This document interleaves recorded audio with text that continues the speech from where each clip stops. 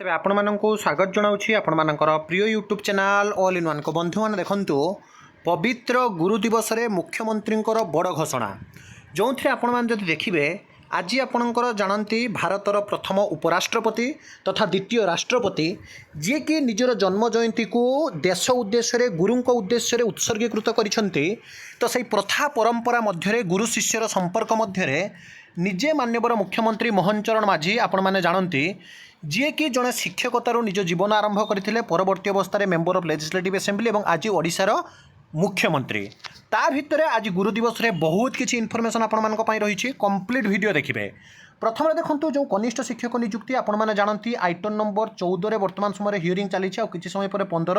और आपंकर 23 number item रही आज जेटीएस ओआरपी मेटर आपंकर हियरिंग मुझे विषय परवर्ती अवस्था आपको जनइबी कि पूर्व देखूँ 3 सप्ताह माने आज है आपंकर 5 तारीख 7 तारीख 21 5 आपंकर 26 तारीख सुधा नियुक्ति हेबे 16,000 कनिष्ठ शिक्षक आज माननीय मुख्यमंत्री स्पष्ट भाव में कहते। स्कूल ना गोदावरीश मिश्र आदर्श प्राथमिक विद्यालय नुआ खोल मुझे विषय आपको डिटेल्स कहि विशेषकर 16,000 जो कनिष्ठ शिक्षक नियुक्ति एत दिन अपेक्षा कले आ मात्र 2 सप्ताह छाड़ी 3 सप्ताह पर आपंकर नियुक्ति हेबो एवं चलित वर्ष नियुक्ति हेबे 27,197 शिक्षक मुझे जनइबी। प्रति ब्लॉक रे मॉडल स्कूल खोल आप देखु नुआ स्कूल आसो एवं प्रथम पर्यायर 500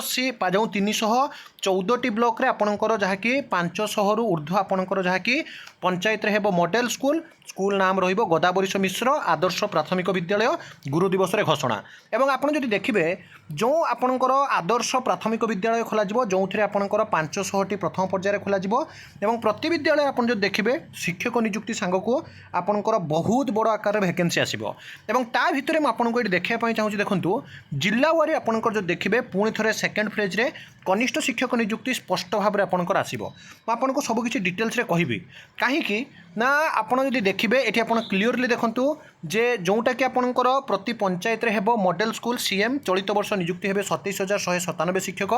ता भितरे आपण मान जो देखिबे जे जो द्वितीय पर्याय नियुक्ति सुनिश्चित आसीबो काहीकि ना आपणकर जुलाई सुधा आसंता जो 2025 जुलाई सुधा द्वितीय पर्याय रिक्रुटमेंट सरिबो ता माने आपणकर एई मास जदि देखिबे 25 तारिख सुधा जहा कि कहा जाउछि जूनियर टीचर स्कीमेटिक रिक्रुटमेंट सरिला परे सेप्टेम्बर पर अक्टोबर नवेम्बर लास्ट आड़ को आपणकर सेकेंड फेज रो जूनियर टीचर स्कीमेटिक आउ आपंकर जो देखिए जो आरएसटी डिसेम्बर पूर्व आसवा कथा कहला 6,025टा जो एलटीआर पोस्ट आपंकर मोर्ज है से सब विज्ञप्ति आपण मैंने देखापी पाइबे। द्वितीय जब आपने देखिए विशेषकर सबुठ बड़ कथा हो जो प्रति पंचायत में मॉडल स्कूल बर्तमान खोल ऑनरेबल चीफ मिनिस्टर जे कि रही घोषणा कर आज पेपर आर्टिकल भी देखिपारे। ये देखो जे जिला परिषद बैठक करने को जिलापाल को जहाँकि बर्तमान चिठी कनिष्ठ शिक्षक नियुक्ति खूब शीघ्र 4/9 अर्थात कालीर आर्टिकल आज पब्लिश होती कनिष्ठ शिक्षक स्कीमेटिक नियुक्ति चूड़ांत तालिका प्रस्तुत सरी जिला स्तर में जिला परिषद बैठक में अनुमोदन पाइबा पर नियुक्ति दिज्व। सूचना अनुसार गत अगस्त 16 तारिख काउंसिलिंग प्रक्रिया सरी क्यों विद्यालय में क्या नियुक्ति दिज्व तार तालिका मध्य संपृक्त जिलापाल को पठा सरी